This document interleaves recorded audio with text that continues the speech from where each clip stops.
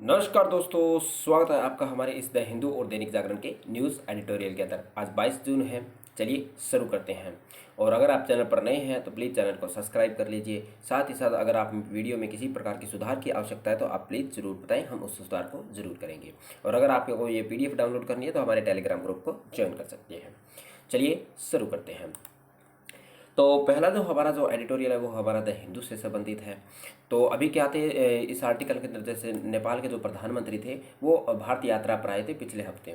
तो उसी के बारे में ये आर्टिकल लिखा गया भी किस प्रकार से उनके जो प्रधानमंत्री थे उन्होंने कहा है भी जो भारत की जो उनकी जो यात्रा रही है वो काफ़ी सफल रही है। ठीक है, जिन उद्देश्यों के लिए वो भारत की यात्रा कर रहे थे वह सारे के सारे उद्देश्य उनके पूर्ण हुए हैं। तो जैसा कि हम जानते हैं भी जो नेपाल है वो भारत के लिए कितना इंपॉर्टेंट प्लेस होता है, क्योंकि जो भारत के लगभग 3 क्षेत्रों की ओर से जो नेपाल की जो सीमा है वो भारत के 3 क्षेत्रों की ओर से लगती है। और साथ ही साथ जो चीन और भारत के बीच में एक बफर स्टेट के रूप में भी नेपाल क्या करता है, कार्य करता है। साथ ही साथ नेपाल के साथ हमारे अगर हम अतीत के संबंध की बात करें तो अतीत में भी हमारे नेपाल के साथ काफ़ी अच्छे संबंध रहे हैं। हम जो भारत अपनी जो इलेक्ट्रिसिटी वगैरह है या जो फूड वगैरह है वो सारे के सारे इनको निर्यात करता रहा है। और भारत से काफ़ी जो व्यापारिक संबंध भी हमारे इनके साथ काफ़ी रहे हैं। साथ ही साथ हमारे जो सांस्कृतिक संबंध है वह भी नेपाल के साथ काफ़ी बेहतर रहे हैं। और भारत का एक अच्छा पड़ोसी होने के नाते हमें कहीं न कहीं एक हमारी रणनीतिक तौर पर काफ़ी मजबूती प्रदान करवाने के लिए भी महत्वपूर्ण हमारे लिए काफ़ी सहायक हो सकता है नेपाल। ठीक है, तो इसी के परिप्रेक्ष्य में ये आर्टिकल लिखा गया है। तो इसके अंदर जैसे कहा भी हमारे क्या भी वर्षों से जो जल विद्युत क्षेत्र में सहयोग के जो बड़ी खबरें हमारे सामने आती हैं। तो हम क्या करते हैं, नेपाल के साथ क्या करते हैं, तो हमारे जो हाइड्रो जो प्रोजेक्ट्स होते हैं वो सारे के साथ इनके कार्य करते हैं। जो जल से जो विद्युत बनती है उनसे संबंधित जो नए नए हम कार्यक्रम हमारे नेपाल के साथ चलाते हुए रहते हैं, उन प्रकार की खबरें हमें आती रहती हैं। जो कि धीरे धीरे उसके अंदर क्या होता है, सुधार होता जा रहा है। क्योंकि जो भारत के जो कार्यक्रम है वो उतनी तेज़ी से वर्क नहीं करते हैं जितना कि चीन के में ये करते हैं। ये क्या करते हैं अभी काफ़ी समय, यानी हम देखो प्रोग्राम होते हैं या कोई कार्यक्रम होते हैं उसकी घोषणा कर देते हैं, मगर क्या करते हैं उनका जो क्रियान्वयन हम तेज़ी से नहीं कर पाते हैं। बहुत देरी हो जाती है, सालों साल लग जाते हैं उस कार्य को पूरा होने के लिए, उसको शुरू होने के लिए। तो ये भी हमारे लिए काफ़ी चिंता की बड़ी बात है। तो इस प्रकार में ये में इसके अंदर सुधार की क्या है में आवश्यकता है। और साथ ही साथ इसमें कहा भी नेपाल ने लगभग 50,000 जो मेगावाट जल विद्युत की आर्थिक रूप से व्यवहार्य क्षमता को से भी संपन्न हो गया है। तो पहले क्या था भी जैसे नेपाल क्या करता था, जो बिजली का क्या करता था, भारत से क्या करता था, आयात करता था। अब भारत ने क्या किया, इसके साथ जो हाइड्रो प्रोजेक्ट्स हैं वो शुरू किए हैं, जिसकी वजह से क्या हुआ है भी जो नेपाल है वह क्या हुआ है, अपनी जो विद्युत क्षमता है उसके अंदर क्या हुआ है, आत्मनिर्भर हुआ है। वह साथ ही साथ क्या करता है, वो जो हमारी जो प्रोजेक्ट इसके साथ साथ जो अब विद्युत में आत्मनिर्भरता के साथ साथ अपनी जो विद्युत है नेपाल क्या करता है, बांग्लादेश को बेच सकता है या उसको बेचने योग्य हो गया है। अब बांग्लादेश को बेचने के लिए उसको भारत की आवश्यकता पड़ेगी, क्योंकि नेपाल और बांग्लादेश के बीच में जो भूमि पड़ती है वो भारत की इसकी भूमि पड़ती है, जहाँ से उसको इलेक्ट्रिसिटी वहाँ से प्रदान करवानी है। ठीक, साथ साथ कहा भी, लेकिन एक दशक पहले इसकी जो इससे पहले एक दशक पहले की अगर हम बात करें तो विद्युत की जो क्षमता थी वह केवल और केवल कितनी थी, 1200 मेगावाट थी। ठीक है, तो कहीं न कहीं जो ज़्यादातर जो अपनी ज़रूरतें थी वह क्या किससे, भारत से ही अपनी संपर्क करता था। ठीक, आगे कहता है भी दोनों पक्षों में जो विवादास्पद मुद्दे हैं, जैसे हमारी सीमा से संबंधित जो विवादित मुद्दे होते हैं, या फिर भारत द्वारा कई बार इनके जो राजनीतिक जो क्रियाएं हैं उनके अंदर हस्तक्षेप किया जाता है। संविधान निर्माण के अंदर भारत की जो काफ़ी हस्तक्षेप था। ठीक है, और साथ ही साथ जो जिस प्रकार के जो कार्यक्रम चलाते हैं उनका जो एक मार्केटिंग के तौर पर उपयोग किया जाता है, तो उन प्रकार के जो विवादित मुद्दे हैं और साथ ही साथ उन पर भी क्या है, सहमति बनी है। और जो सार्वजनिक असहमतियों को सफलतापूर्वक टाल दिया गया है, यानी कहीं के जो असहमतियाँ थी उनमें भी कहीं के समाधान के हमें सुधार देखने को मिले हैं, जिससे आर्थिक संबंधों पर ध्यान केंद्रित करने और यह सुनिश्चित करने में काफ़ी मदद मिली है, और विकास की यात्रा भी क्या हुई, इससे सफल हुई है। ठीक है, और साथ ही साथ जो हमारे जो इनके जो प्रधानमंत्री थे उनकी जो यात्राएं लगभग इन सभी कारणों पर कहीं के सफल रही है। साथ ही साथ 1950 के अंदर क्या हुआ था, एक विरासत मुद्दा हुआ था भारत और चीन के मध्य के अंदर, सॉरी भारत और नेपाल के अंतर्गत। ठीक है, जो शांति और मित्रता बनाने के लिए अब उसके अंदर कहता है समय के साथ साथ उसके अंदर परिवर्तन करने की या उसके अंदर सुधार करने की भी हमें क्या है, आवश्यकता है। ठीक है, तो ये सारी की सारी बातें इस आर्टिकल के अंदर कही गई हैं। चलिए नेक्स्ट आर्टिकल पर। अगला आर्टिकल क्या कहता है, इस आर्टिकल के अंदर जैसे राष्ट्रीय स्वास्थ्य जो मिशन है, इसके तहत कुछ आंकड़े प्रदान करवाए गए हैं, जिसमें कहा गया है कि जो भारत में क्या है, भी जो 4 में से एक व्यक्ति ऐसा है जो कहीं न कहीं जो मानसिक है उसकी विकारता से ग्रसित है। ठीक है? और इस प्रकार की हमें जो मानसिक जो ग्रसितता होती है उससे बचने के लिए कहीं न कहीं जो परिवार है उसकी सबसे बड़ी मददगार साबित हो सकते हैं। यानी परिवार की उसके अंदर सहयोग की आवश्यकता होती है। तो इसके अंदर कुछ खामियों का भी ज़िक्र किया गया है, भी जिसमें कहते हैं भी जो मानसिक रोग होते हैं उसमें परिवार यानी जो पारिवारिक समाज की आलोचनाओं से बचने के लिए कई बार क्या करता है, उसका इलाज नहीं करवाता है, या फिर उसको जो कहीं न कहीं उस बात को सार्वजनिक करता है, उसको घर पे ही बंद करके रखा जाता है। साथ ही साथ क्या होता है, भी इस प्रकार के जो व्यक्ति होते हैं उनके लिए जो हमें जो इलाज के लिए जो हॉस्पिटल वगैरह की पूर्णतः व्यवस्था नहीं होने के कारण भी क्या होता है, भी उनका इलाज नहीं हो पाता है। साथ ही साथ इसके अंदर ये भी है, भी जो संसाधन की कमी होती है, डॉक्टर वगैरह की जो कमी होती है, उसकी वजह से क्या होता है, इलाज नहीं हो पाता है। ठीक है? जिसमें जो गरीबी है वो भी एक काफ़ी महत्वपूर्ण कारण है। कई लोग जो गरीब होते हैं, जो इलाज का जो खर्च है वो वहन नहीं कर पाते हैं, जिसकी वजह से भी क्या होता है, वो क्या कर पाते हैं, उनका इलाज नहीं करवा पाते हैं। तो इसमें कहा गया है भी जो ज़्यादातर जो इस प्रकार के जो व्यक्ति हैं, जो मानसिक रूप से विकार है, उनमें परिवार की जो भूमिका है वो काफ़ी अहम हो जाती है। परिवार क्या कर सकता है, उनको एक प्रकार से हम कह सकते हैं भी उसका उनका सहयोग करता है। साथ ही साथ उनसे हम कह सकते हैं भी एक प्रकार से भी उनको मोटिवेट करता है, ताकि वह उस समाज के साथ घुल मिल पाए। ठीक है? तो ये सारी की सारी बातें इस आर्टिकल के अंदर कही गई है। तो पहला कहता है भी जो राष्ट्रीय स्वास्थ्य मिशन के अनुमान के अनुसार भारत में लगभग 6 से 7% आबादी है वो मानसिक विकारों से क्या है, पीड़ित है। कितनी? 6 से 7%। तो यानी लगभग हर 4 परिवारों में से कम यानी एक में से कम एक सदस्य ऐसा होता है जो व्यवहारिक या मानसिक स्वास्थ्य का विकार पीड़ित होता है। कितने? 4 में से एक परिवारों में से एक व्यक्ति ऐसा जरूर होता है। ठीक है? और कोविड-19 महामारी के दौरान भी यह स्थिति और भी ज़्यादा खराब हो गई थी। तो जैसा कि हमने देखा था अभी कोविड के टाइम में क्या था, अभी जिस प्रकार से जो कोविड के जो पेशेंट थे उनको एकांत में ले जाने के लिए जिस प्रकार से किया जाता, यानी लेकर जाया कर जाता था, उनसे भी उनके जो मानसिक जो विकार था वो भी उससे क्या होता था, प्रभावित होता था। ठीक। तो साथ ही साथ जो परिवार था वह भी अपने जो सगे संबंधी थे उनको खोने के डर से कहीं न कहीं अभी उनको अकेले में भेजना काफ़ी, या कहीं पर दूर दराज के काम में भी भेजना उनके लिए क्या करते हैं, एक प्रकार की शंका की भावना कैसे देखते हैं।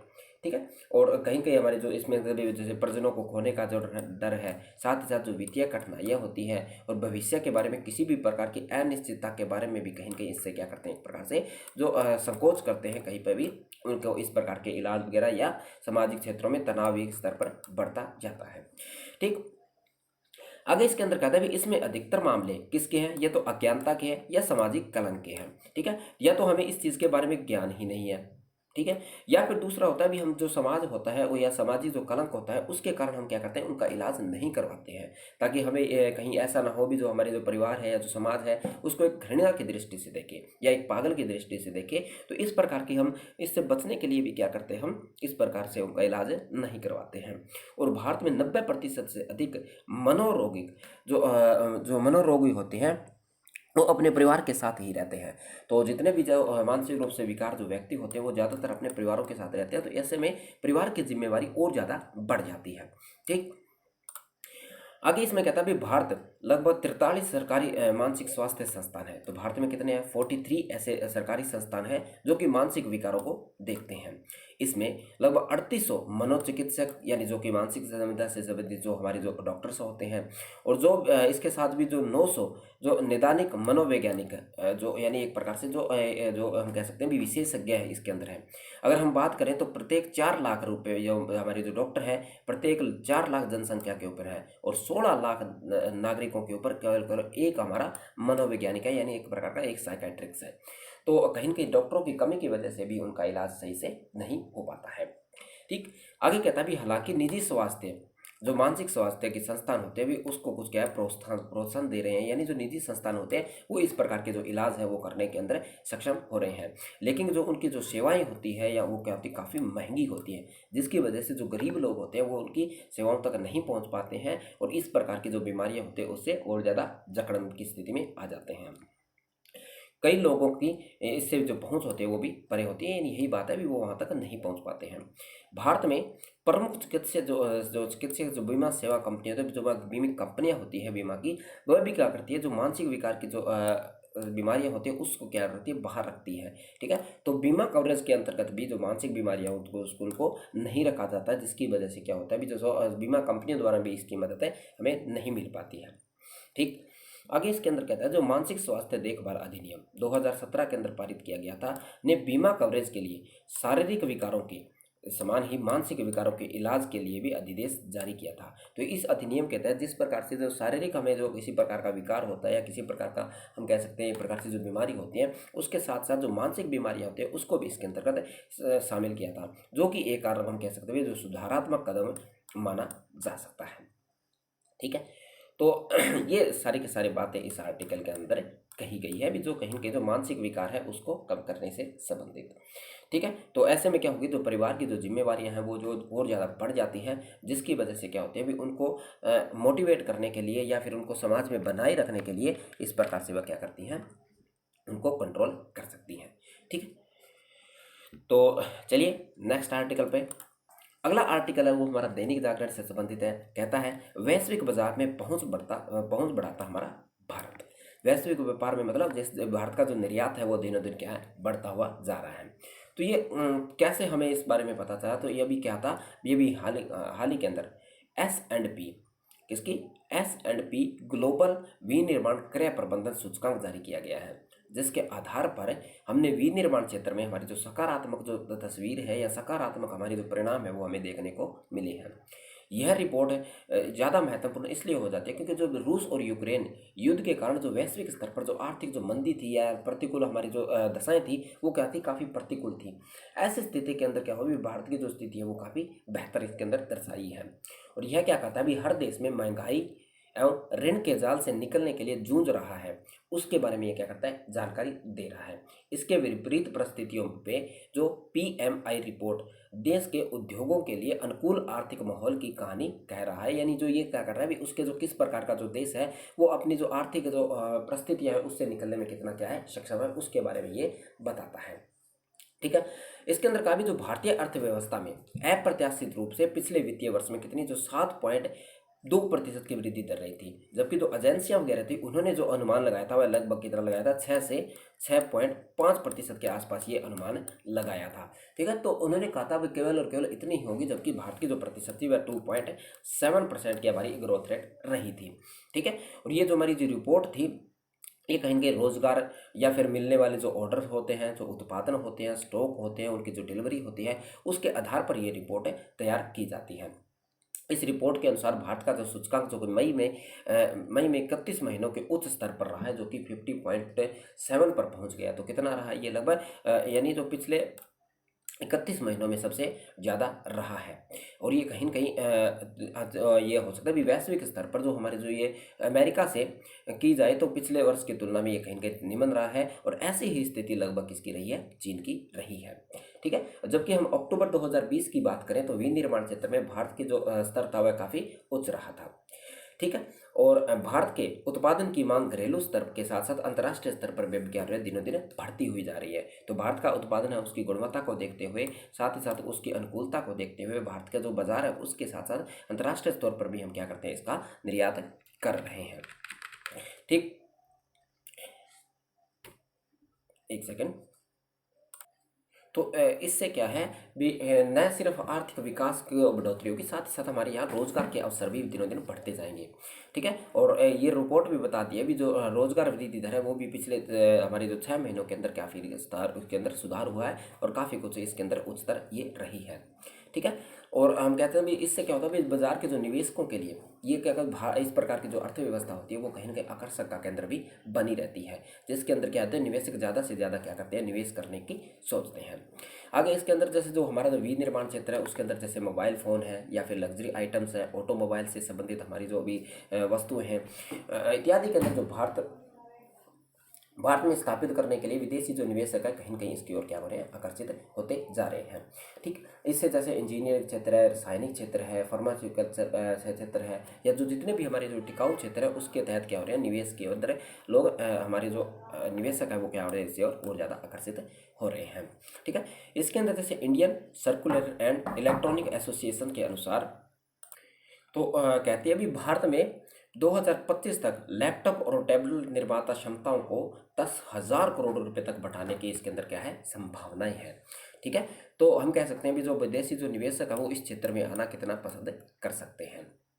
ठीक है, और साथ साथ जो मांग आधारित जो मुद्रास्फीति है उसकी भी हम कह सकते हैं संभाविक रूप में इसमें नकारात्मक नहीं रह सकता, यानी इसके अंदर भी हमें सकारात्मक परिणाम हमें देखने मिल सकते हैं। ठीक है, और साथ ही साथ यह क्रय शक्ति को भी घटा सकती है, जिसके कारण क्या है हमारी जो ब्याज दरें होती है उसके अंदर बढ़ोतरी हो सकती है, जिससे विनिर्माण क्षेत्र को मजबूती प्रदान हो सकती है। और इससे जो कहीं न कहीं हमारी जो बड़ी जो चुनौतियां हैं, हमारी जो रोजगार से संबंधित जो बेरोजगारी से संबंधित चुनौतियां, उससे भी हमें निपटारा पाने में सहायता मिल सकती है। ठीक है, तो आगे इसके अंदर कहता है भी यह विश्लेषण करने की हमें अभी आवश्यकता है भी मेक इन इंडिया, और साथ ही साथ हमें जो प्रत्यक्ष विदेशी निवेशक पर बल देने की आवश्यकता है। ठीक है, साथ ही साथ हमें जो प्रेडिशंस लिंक जो इनिशिएटिव है, कर की दरों में कमी करना इत्यादि से कार्यक्रमों की हमें क्या करने हैं, शुरुआत करने की भी क्या है, आवश्यकता है। भारत में क्या है भी विनिर्माण उद्योग, इसके अंदर भारत का जो हमारा जो विनिर्माण जो उद्योग है, उद्योगों को अपने निर्यात को बढ़ाने पर ध्यान केंद्रित देना होगा। तो हम क्या कर सकते हैं भी हमें निर्माण बढ़ाने के साथ साथ हमें निर्यात को भी बढ़ावा देना होगा, और प्रशिक्षित जो श्रमिकों पर हमें विशेष ध्यान देना होगा। तो हमारे जो जिस प्रकार से जो हमें जो ट्रेनिंग है, जिसको कार्य करने वाला कौशल है, उस पर भी हमें ध्यान देने की क्या है, आवश्यकता है। ठीक है, इसके लिए हमें व्यावसायिक प्रशिक्षण संस्थानों में अधिक व्यवहारिक व कुशल बनाने के लिए मूल्यांकन समिति बनाई जाए। तो क्या कर सकते हैं हम, इनके लिए अलग अलग समितियां बना सकते हैं ताकि वह लोगों को और ज़्यादा कौशल बना सके, व्यवहारिक कर सके। ठीक, और साथ ही साथ देश के जो युवा हैं उनको भी प्रशिक्षित किया जा सकता है। इसमें कहा भी देश में केवल 5% भारतीय युवा ही तकनीकी रूप से प्रशिक्षित है। तो हम देख सकते हैं भी कितने कम है, केवल और केवल 5% व्यक्ति ऐसे हैं या जो युवा हैं वो केवल तकनीकी रूप से प्रशिक्षित हैं। तो उसमें हमें और ज़्यादा प्रशिक्षण की हमें क्या है, आवश्यकता है। जबकि अगर हम इसके अंदर दक्षिण कोरिया की बात करते हैं तो वो कितनी है, लगभग 85% है। ठीक है, तो दक्षिण कोरिया कितना है, 85% आंकड़ा है जो कि क्या करता है, उसके प्रशिक्षित है, जबकि भारत में केवल और केवल ये 5% ही है। ठीक है, और जो कि ये जो क्षेत्र है वह कहीं न कहीं हमें क्या कर सकता है, एक लंबे तौर पर, यानी एक हम कह सकते हैं दीर्घकालीन रोजगार उत्पन्न करवा सकता है, या लंबे समय तक रोजगार उत्पन्न करवा सकता है, और कहीं न कहीं और साथ ही साथ हमें जो लाखों लोगों को ये कौशल भी प्रदान करवा सकता है। तो इसलिए हमें क्या करना चाहिए, इस क्षेत्र को ज़्यादा से ज़्यादा अंतर्राष्ट्रीय स्तर पर मजबूत करने की भी आवश्यकता है, और ज़्यादा से ज़्यादा अंतर्राष्ट्रीय पकड़ बनाने की भी हमें क्या है, आवश्यकता है। भारत में विनिर्माण के विकास के लिए आवश्यक परिस्थिति तंत्र के निर्माण पर बल देना भी होगा। तो हमें क्या करना होगा, इस प्रकार का जो परितंत्र है उस पर भी निर्माण करने की क्या है, आवश्यकता भी। ऐसा हम इन्वायरमेंट बनाएं ताकि ज़्यादा से ज़्यादा यहाँ पर क्या हो, विनिर्माण हो।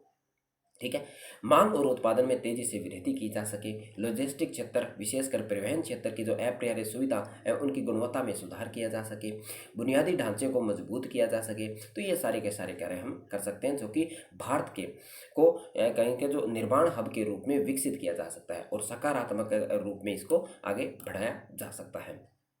ठीक है, और कहीं न कहीं जो मांग और आपूर्ति में संतुलन बनाकर हमें आगे बढ़ना है, और साथ ही साथ हमें जो हमारी अर्थव्यवस्था है उसके अंतर्गत जो विनिर्माण क्षेत्र है उसको और ज़्यादा बढ़ावा देना है, और सार्वजनिक निवेश में भी हमें क्या करना पड़ेगा, अहम भूमिका में निभानी होगी। ठीक है, तो ये आर्टिकल सारी की सारी हमें क्या जो विनिर्माण से संबंधित आंकड़े उत्पन्न करवाता है, जो कि कहीं न कहीं हमारे लिए इम्पोर्टेंट हो सकता है। ठीक है, तो आप इसको कहीं न कहीं आप सुरक्षित रख सकते हैं, आप अपने कहीं पे भी इसको, या इससे संबंधित जो फैक्ट है वो हम कहीं पे भी आप नोट कर सकते हैं। ठीक, जो अगला जो आर्टिकल है वो हमें क्या कहता है, वैसे ये आर्टिकल है जो विप्र जो है हमारा जो यानी जो अभी चक्रवात आया था तो उससे संबंधित ये आर्टिकल है। ठीक, तो ये हमें बताता है भी जो विप्र जो था जैसे किस प्रकार से उससे निपटने में क्या कर रहा था, सहायक रहा था। मगर पीछे की तुलना में जो पीछे जो चक्रवात आते थे उसमें काफ़ी जान माल की हानि होती थी, मगर इसमें जान की हानि बहुत ही कम हुई, जबकि आर्थिक नुकसान तो हमें हुआ है मगर जान माल की कोई ज़्यादा नुकसानी नहीं हुई है। इसके लिए जो हमारा जो जिस प्रकार से हमारा जो इंफ्रास्ट्रक्चर हमने बनाया है, भारतीय मौसम विज्ञान द्वारा जिस प्रकार से जो सटीक अनुमान जो लगाए गए हैं वो इसके लिए काफ़ी सहायक हो सकते हैं, हुए हैं, जिसकी वजह से हम ज़्यादा से ज़्यादा लोगों की जान बचाने के अंदर और ज़्यादा से ज़्यादा पशुओं की जान बचाने के अंदर भी हम क्या हुए, सहायक हुए हैं। ठीक है, तो बाकी यही अभी जो जिस प्रकार से जो चक्रवात ये जो चक्रवात है वो आते किसके कारण है, अभी जो बढ़ रहा है ये जो कहीं कहीं है जो हमारी जो जिस प्रकार से जो प्राकृतिक आपदाएं हैं जिसमें जैसे भीषण तूफान हो सकता है, चक्रवात हो सकते हैं, सुनामी हो सकती है, ठीक है, और ये हमारी जो गर्मी जैसी स्थिति है, तो ये सारी की सारी हो किसकी वजह से रही, ये हो रही है हमारी जो जलवायु परिवर्तन के अंतर्गत है, जो जिसके कारण वैश्विक तापमान दिनों दिन बढ़ता जा रहा है, उसके कारण ये आपदाएं हो रही हैं वह बढ़ती हुई जा रही है, ठीक है। और ये साल दर साल इनकी जो परिवर्तता है वो और ज़्यादा भयानक होती जा रही है भी। अब जैसे पिछले की तुलना में जो अब वाला चक्रवात है वो ज़्यादा भयावह है, और इसी आधार पर हम देखें तो आने वाली जो चक्रवात है या आने वाली जो आपदाएं हैं वो और ज़्यादा क्या हो सकती हैं, गंभीरतापूर्ण हो सकती है, या बहुत ज़्यादा भयावह हो सकती है, या बहुत ज़्यादा नुकसान पहुँचाने वाली भी हो सकती हैं। और इसके पीछे का जो मुख्य कारण है वो केवल और केवल कौन सा है, हमारा जो जलवायु परिवर्तन ही इसका एक महत्वपूर्ण कारण हो सकता है, ठीक है। और क्योंकि हम देखते हैं हमारे जो बंगाल की खाड़ी की तुलना में अरब सागर के अंदर जो इस प्रकार की जो आपदाएं होती है वो बहुत ही कम आती हैं, मगर जो जलवायु परिवर्तन के कारण भी क्या हो रही है, ये जो आपदाएं होती हैं वो इन क्षेत्रों के अंदर भी आने लगी हैं, जहाँ पर आपदाएं आने की संभावना बहुत कम होती है उन क्षेत्रों के अंदर भी जलवायु परिवर्तन के कारण क्या हो रही हैं, ये आपदाएं बढ़ती हुई जा रही हैं, ठीक है। और इसमें क्या भी भारतीय उपमहाद्वीप के पश्चिमी भाग में स्थित जो अरब सागर ये हमने देख लिया भी बंगाल की खाड़ी की तुलना में कम होता है, जिसके अंदर एक आंकड़ा दिया गया है भी हाल ही के अंदर एक अभूतपूर्व जैसे 2019 में जैसे वायु एक चक्रवात आया था, 2020 के अंदर एक निरसंग आया था, 2021 के अंदर जो तायतु आया था, तवायते आया था, तो इस प्रकार के जो चक्रवात है वो कहीं कहीं अरब सागर में बनते जा रहे हैं, जो कि इसके प्रवृत्ति के क्या है, बिल्कुल ये उलट है, ठीक है। आगे इसमें कहता है भी जो विपर्जय है अपने जीवन काल के हिसाब से भी अरब सागर में लंबे जीवन काल का तूफान रहा है। तो जैसा कि अरब सागर में जो तूफान आते हैं वो बहुत ही कम समय के होते हैं, मगर अपने जीवन काल जितने की इसकी जो सीमा थी उससे भी क्या है ये अधिक लंबे समय तक ये बना रहा है, ठीक है। तो इसमें ये क्या था भी ये जो लगभग 6 जून की सुबह ये दक्षिण मध्य अरब सागर में विकसित हुआ था, और 15 जून की शाम ये कच्छ की खाड़ी से टकराया था। तो इनकी जो अवधि है वो भी क्या हो रही है, जलवायु परिवर्तन के कारण बढ़ती हुई जा रही है, ठीक है। और आगे इसमें कहता है भी जो इंडियन इंस्टीट्यूशन ऑफ ट्रॉपिकल जो मेट्रोलॉजी जो कि पुणे में स्थित है उसके एक शोध से पता चलता है भी 2001 से लेकर 2019 के बीच अरब सागर में चक्रवात तूफानों की जो प्रवृत्ति है उसमें लगभग 52% की वृद्धि हुई है, और उनकी अगर जीवन काल की बात करें तो उनमें 260% की वृद्धि हमें देखने को मिली है, ठीक है। वहीं अगर बंगाल की खाड़ी में तूफान की प्रवृत्ति भी क्या हुई है, भी हमारे लगभग 8% की कमी आई है। तो अरब सागर के अंदर जलवायु परिवर्तन के कारण क्या हुआ है, हमारी जो समय काल के अंदर वृद्धि हुई है, जबकि जो बंगाल की खाड़ी के अंतर्गत क्या हुआ है इसके अंदर हमें कमी देखने को मिली है। और इन सभी के पीछे जो कारण है वो केवल और केवल कौन सा है, हमारा जलवायु परिवर्तन इसका एक मुख्य कारण है। अरब सागर के ऊपरी हिस्से में क्या अभी अब है क्या भी हमारा जो अरब सागर है उसका ऊपरी हिस्से में जो वायु दबाव की कमी होने के कारण, ठीक है, जिसकी वजह से क्या होता है ये चक्रवात का निर्माण होता है। इसके अंदर एक अध्ययन हुआ है जिसके अनुसार लगाया गया भी अरब सागर में जो बंगाल की खाड़ी की तुलना में कम क्षेत्रफल के हिसाब से बड़ा है, वहाँ अपने तूफानों के जन्म के लिए सहायक कारकों की भी कमी यहाँ पर देखने को मिलती है, ठीक है। मगर हाल ही के दशकों में क्या अभी जो वैश्विक तापमान के कारण क्या हुआ है, यहाँ पर चक्रवातों की वृद्धि हुई है, और वैश्विक तापमान में 1.2 से लेकर 1.4% तक की क्या हुई है इसके अंतर्गत वृद्धि हुई है, ठीक है। तो कितनी हुई है, 1.2 से 1.4% की वृद्धि हमें इसके अंतर्गत देखने के लिए मिली है, ठीक है। और साथ ही साथ जो इसके कारण क्या होते हैं भी हमारी जो जल्दी गर्म होता है जो पानी है वो जल्दी गर्म हो जाता है, ठीक है, जिसके कारण वाष्प के कारण ये हीट वेव पैदा करती है। और इसके अंदर क्या भी विपर्जय के संदर्भ में बीते कुछ सप्ताहों के अंदर जो अरब सागर का ऊपरी सतह का तापमान वह 21 से 32 डिग्री सेल्सियस बना रहा है, जबकि जो चक्रवात बनने के लिए जो तापमान की जो आवश्यकता होती है वो केवल और केवल 27 से लेकर 28 डिग्री सेल्सियस के तापमान की हमें क्या होती है, आवश्यकता होती है। तो हम देख सकते हैं भी जो हमारा जो तापमान है वो और अधिक बढ़ गया है, जिसकी वजह से जो चक्रवातों की जो गति है या जो समय काल है वो काफ़ी बढ़ सकता है, वो और ज़्यादा क्या हो सकते हैं, भयावह हो सकते हैं, ठीक है। और अरब सागर के ऊपरी हिस्से में की सतह पर दक्षिण पश्चिमी हवाओं के विपरीत उत्तरी पूर्वी हवाएं चलती हैं, जो कि चक्रवाती हवा को ऊर्ध्वाधर गति को भी रोकती हैं, ठीक है। और हाल ही के वर्षों में ऊपरी जो वायुमंडल का दबाव में कमी होने के कारण भी इस प्रकार की स्थिति ये बनी हुई है, ठीक है। और अरब सागर से सटे अन्य जो तटीय देश होते हैं वो चक्रवात की क्या कहते हैं, चक्रवात से काफ़ी प्रभावित होते हैं, काफ़ी क्या होते हैं वो एक प्रकार से वनरेबल्स होते हैं, जिनको क्या होता है उनका सबसे ज़्यादा नुकसान हमें देखने को मिलता है, ठीक है। जो जैसे जो विपर जो है कि इसके साथ साथ जो हमारा जो ये तूफान है इसने क्या किया, हमारा जो मानसून है उसकी जो गति है उसको भी इसने क्या किया, प्रभावित किया है। जो कि मानसून यहाँ हमारे 1 जून के अंतर्गत हमारे केरल तट पर आ जाता है, वो क्या होता है कहीं के उसकी भी जो गति उसने धीमी की है और काफ़ी समय लग गया है या लेट हो गया है हमारा मानसून। क्योंकि मानसून लेट होता है क्योंकि जो भारत की जो कृषि है वो ज़्यादातर क्या है मानसून पर आधारित होती है, तो जिसकी वजह से क्या हो गया, हमारी कृषि भी क्या होती है, प्रभावित होती है। साथ ही साथ जो हमारा इसके साथ ही साथ हमारा जो एल नीनो था उसका भी प्रभाव हमें इसके अंतर्गत देखने को मिला था। ऊपर से हमारे ये हो गया, तो इसकी वजह से हमारा मानसून क्या अभी और ज़्यादा क्या हो गया, लेट हो गया है, जिसकी वजह से हमारी जो कृषि है उस पर क्या पड़ेगा, नकारात्मक प्रभाव पड़ेगा। ठीक है। अभी भारतीय मौसम विज्ञान जो विभाग था उसने जो अनुमान लगाया था, जिसके आधार पर हमने जो अब हमारी जो तैयारी थी हम उन्हें क्या कर लिया था, उसको पहले ही कर लिया था। मगर पिछले की तुलना में जो कि 2000 हम कहते हैं 1999 के अंदर एक सुपर साइक्लोन आया था, ठीक है, जिसमें 10,000 से अधिक लोगों की मौत हुई थी। फिर 2013 के अंदर एक फैलिन चक्रवात आया था, उसमें भी लगभग 44 लोगों की मौत हुई थी। फिर उसके बाद में हुदहुद एक चक्रवात आया था जिसमें 124 लोगों की मौत हुई थी। फिर उसके बाद में फैनी आया था तो जिसमें 64 लोगों की मौत हुई थी। इसी प्रकार से जो तैतू जो कि 2021 के अंदर आया था उसमें 100 लोगों की मृत्यु हुई थी। मगर हमारा जो विप्र जो है उसके अंदर जान माल की हानि हमें बहुत ही कम हुई है, और इसका कारण केवल और केवल क्या है, हमारे जो मॉनसून विभाग के द्वारा हमें प्रदान की जाने वाली जो जानकारी है, जिससे हमने समय रहते इसकी क्या कर रही है, सारी की सारी व्यवस्थाएं हमने की है, जिसकी वजह से हमें नुकसान बिल्कुल न के बराबर हुआ है। ठीक है। तो कुछ आर्टिकल्स दिया गया है, कुछ हमारी जो प्राकृतिक गतिविधियां उसके माध्यम से जो चीज़ें हमें दर्शाई गई है, तो वो हमारे लिए क्या हो सकती है, इंपॉर्टेंट हो सकती है। और चक्रवात बनने की जो स्थिति भी इसके अंदर दर्शाई है, भी किस प्रकार से चक्रवात बनते हैं, तो वो भी हमारे लिए क्या हो सकते हैं, इंपॉर्टेंट हो सकती है। ठीक है। चलिए नेक्स्ट आर्टिकल का आर्टिकल पर, ये आर्टिकल उसी आर्टिकल से संबंधित है भी जिसके अंदर कहा भी जो वैश्विक तापमान है कि वृद्धि जलवायु परिवर्तन एवं आपदा को निर्माण करती है, जो कि हमारे जो वैश्विक जो तापमान है वह। ठीक है।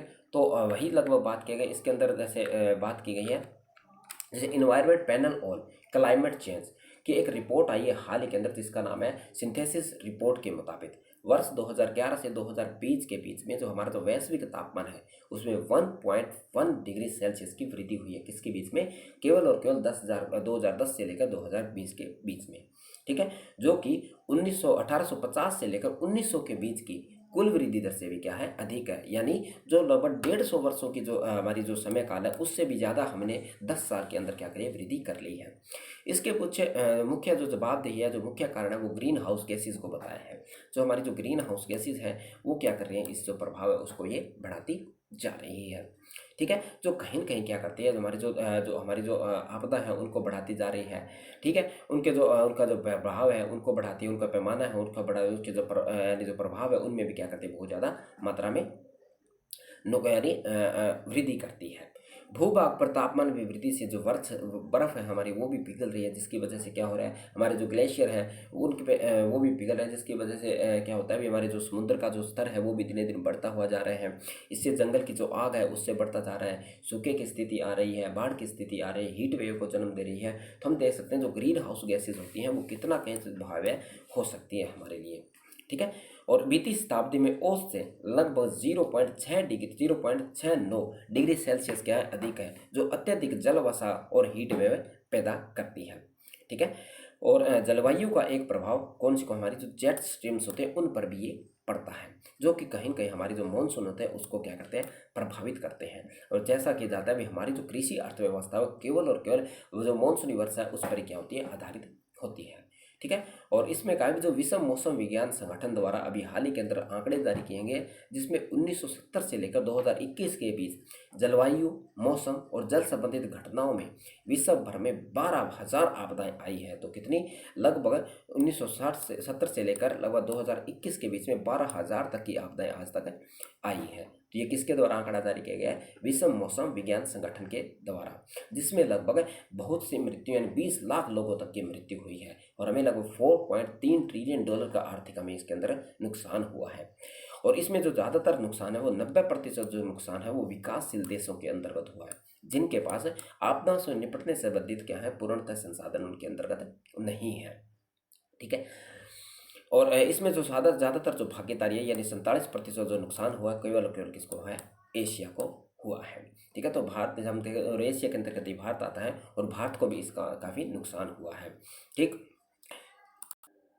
ठीक है, तो ये सारी की सारी बातें इसके अंतर्गत कही गई हैं। तो इसमें आगे कहा भी जो चीन है उसमें भारत से क्या होती है, भी अधिक मात्रा में क्या आती है, घटनाएं होती हैं, जो प्राकृतिक घटनाएं आती हैं, मगर वहाँ पर जो मृत्यु है वो भारत की तुलना में, या जो नुकसान है वो भारत की तुलना में कम होता है, क्योंकि जो उसके पास जो चीन के पास क्या है, इस प्रकार के जो संसाधन है वो काफ़ी अधिक मात्रा में है, ताकि वह क्या करती है, अपने जो लोग होते हैं उनको क्या कर सकती है, सुरक्षित कर पाती हैं। ठीक है, और आगे इसके अंदर कहा भी जो वैश्विक तापमान में वृद्धि व जलवायु परिवर्तन विश्व के सभी क्षेत्रों या देशों को क्या करते हैं, विशेष रूप से जो हमारे जो गरीब लोग होते हैं, जो विकासशील तो देश होते हैं, उनको क्या करती है, सबसे ज़्यादा अधिक ये क्या करती है, प्रभावित करती हैं। इससे सभी को प्रतिबंध होकर कार्य करने की आवश्यकता है। तो अभी इसके लिए हमें क्या है, सबको मिलकर के कार्य करने की आवश्यकता है, क्योंकि ये हर एक व्यक्ति को, हर एक देश को, हर एक समुदाय को क्या करती है, ये नुकसान पहुंचाता है। इसके लिए सभी को प्रतिबद्ध होकर कार्य करने की आवश्यकता है। ठीक है, तो हमें सबको मिलकर कार्य करने के वर्ष 2015 में जो पेरिस समझौते के स्तर को सभी राष्ट्रों द्वारा जमीनी स्तर पर सीधे तरीके से क्रियान्वित करने की भी क्या है, ज़रूरत है, और हमें धीरे धीरे ग्रीन हाउस गैसेस है उनको कम करने की भी क्या है, आवश्यकता है। साथ ही साथ जो इस प्रकार की जो आस्था, जो ऐसी में बैठे हुए कमरे, यानी जिस प्रकार से जो हमारा जो कंफर्ट जोन है उसमें बैठकर हम इसको अगर नहीं कर सकते हैं, हमें लोगों के साथ मिलना होगा, उनके साथ हमें कॉन्फ्रेंस वगैरह बैठानी होगी, लोगों को इनके लिए समझाना होगा, तो इसके हमें क्या कह सकते हैं, फील्ड में इसके लिए हमें बाहर निकलना होगा। ठीक है, तो ये सभी हमें कार्य करने होंगे। ठीक है, तो ये सारी की सारी बातें हमारे इस आर्टिकल के अंदर कही गई हैं। तो आज की वीडियो में इतना ही। अगर आपके लिए वीडियो हेल्पफुल होती है तो आप चैनल को सब्सक्राइब कर सकते हैं, साथ ही साथ आप वीडियो को लाइक भी कर सकते हैं। चलिए मिलते हैं फिर नेक्स्ट वीडियो में।